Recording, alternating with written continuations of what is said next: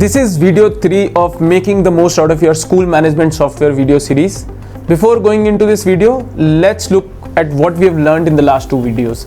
So in the first video, I took you through a 4-step process to help you select the best school management software for your school.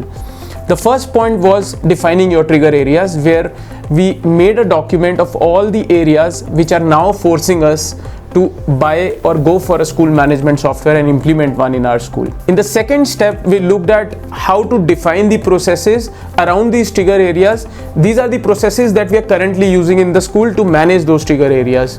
In the third step, we used this document where we had the trigger areas or the issues that we were facing in our school and the processes that were being used to manage these areas, and validated this with the softwares to shortlist one software out of the list of softwares that we have selected.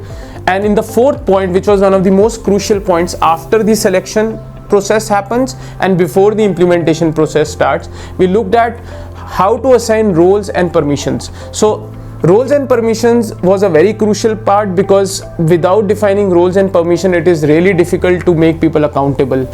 Now, since your school management software is going to go into multiple hands across different departments, it was really important that we have a document. So in the same document where we defined the trigger areas and the processes, next to each process we wrote the name of the user who will be working on that process, and along with the name of the user we also wrote the areas that he'll be using. So this document, when passed on to the software vendor, makes it easy for him to configure his software in a way that he can define those roles for those particular users and to what extent they can use the features. So he can give only those permissions to these users so that they don't use the unwanted areas of the software. We have selected a school management software after the first video. Now we have to implement the school management software. So in the second video, I took you through a 5-step process of how to ensure that your implementation journey is on track, and at the same time all the key stakeholders involved in the journey are up to date and in sync with all the progress that we are making throughout the journey. So in the first step, we looked at how important it is to cross-check all the data. You will generally give some data like the student data, the staff data initially to your vendors, the third-party team that is helping you implement the software, and they will be importing all that data.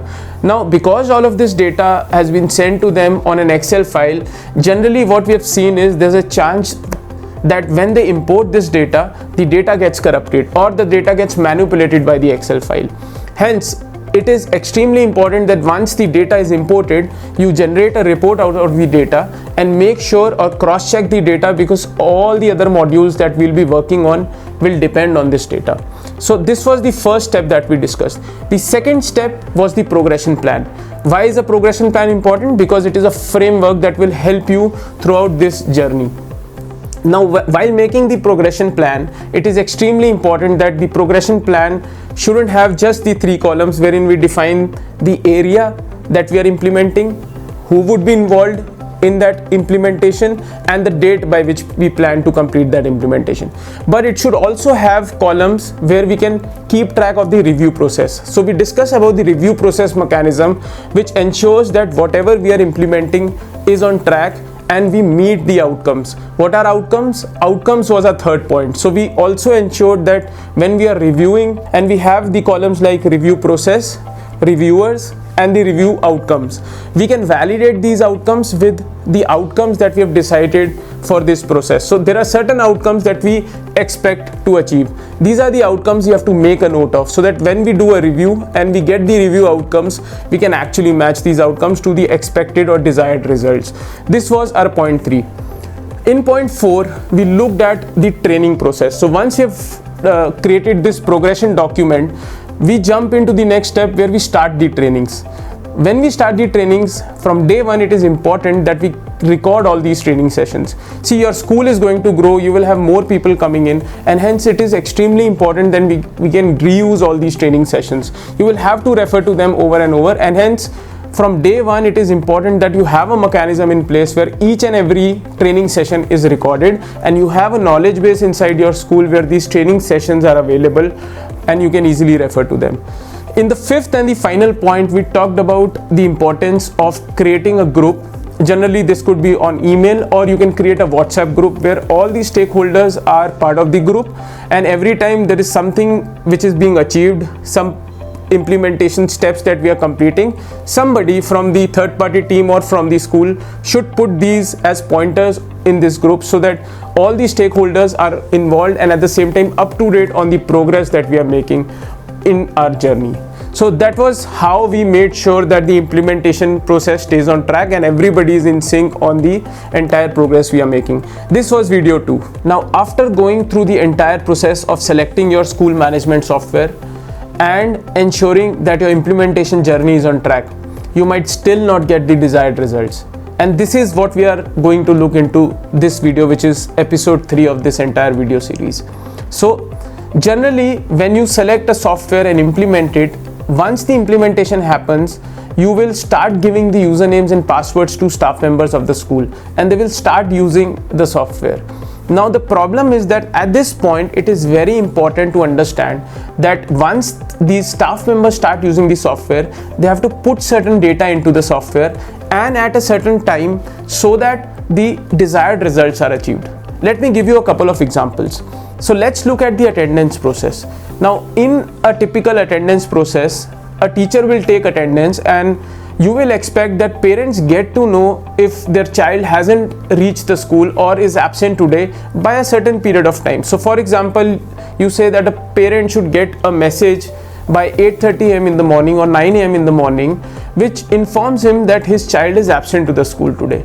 Because by any chance, let's say there's an incident that happens, or the child has left the house and hasn't reached the school, then at least he gets informed in time, the school gets informed in time, and they can take action. So it is extremely important for the teacher to ensure that the attendance is taken before that time, and then automatically, as and when the attendance is taken, the message goes to the parent. Or in case the school has a process wherein there is someone who is clicking a button and sending these messages to the absentees, the teachers mark the attendance before that particular time. Now there could be a policy in this case which is put in place wherein teachers are clearly informed that they have to mark the attendance by 9:30 or 9 a.m. in the morning. Someone who is responsible to click that button to send the messages to the parents of absentees gets a message at 9:15, maybe an email, which tells him that these are the teachers who have still not marked the attendance, so that these classes don't get missed. He is responsible to ask the teachers to put in the attendance, and then at 9:30 he clicks that button and all the absentees or the parents of the absentees get this message. Now this is exactly what I am talking about. You need to have this policy in place, and this is called as the standard operation procedures or the SOPs, or these documents that you need to have in place for each of the areas of your school management software implementation. So let's look at the second example. Let's take the example of a typical pre-admission inquiry process. In this process, a parent comes to the school or fills in the inquiry form online. Then he buys the prospectus. He fills in the prospectus and gives it back to the school. Now, in a typical use case, or the typical kind of issue here as to why you implemented a software is to ensure that the parents get to know about the process or all the information related to process in time, so that the entire process doesn't become a chaos. We have visited schools where they say that the parents don't submit the prospectus in time, and hence the interview process or the scheduling of these interviews become a chaos. So to ensure that this doesn't become a chaos, you generally opt for a software or a process which streamlines the entire thing and ensures that the entire admission process works in a very streamlined manner. Now in this case also, what happens is that the parent fills in the inquiry form, it goes into the software, the parent buys the prospectus, you mark the entry wherein you say that the parent has purchased the form, but then it is a responsibility of the front desk person to get in touch with the parent and inform him that he has not submitted back the prospectus till a particular time. Now this is again a policy that you have to have in school. So why are these policies important? Because you need to ensure that the people who are putting in the data and have to act at certain points on that data are clear, have clarity that what are these actions that they have to take at these certain intervals. If they don't have that clarity, they won't be taking those actions at certain intervals, and eventually you won't get the desired results even with the software implementation process happening properly in the school. So after looking at these two examples, I'm sure you would have got a better understanding of why these documents with these procedures or processes or these steps called policies are important. So now how do you create them? The best way to create them is look at the different workflows in your school. For example, attendance is a workflow. For example, fee management is a workflow. For example, pre-admissions is another workflow.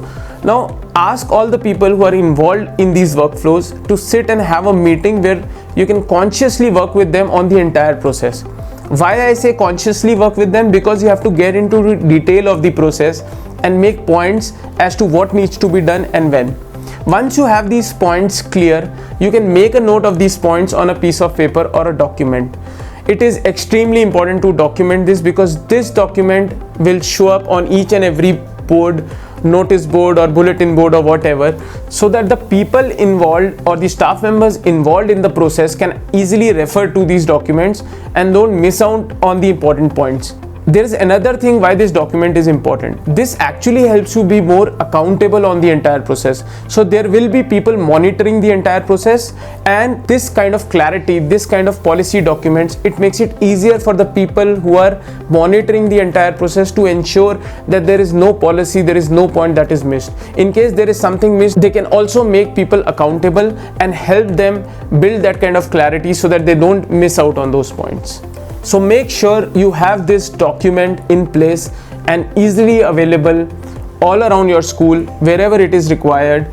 And if you do that, I can ensure you that you can make the most out of your school management software. If you found this video useful, make sure you like this video and put in your comments so that we can bring in more similar videos, and make sure you subscribe to our channel so that you don't miss out on these videos. Thanks for watching.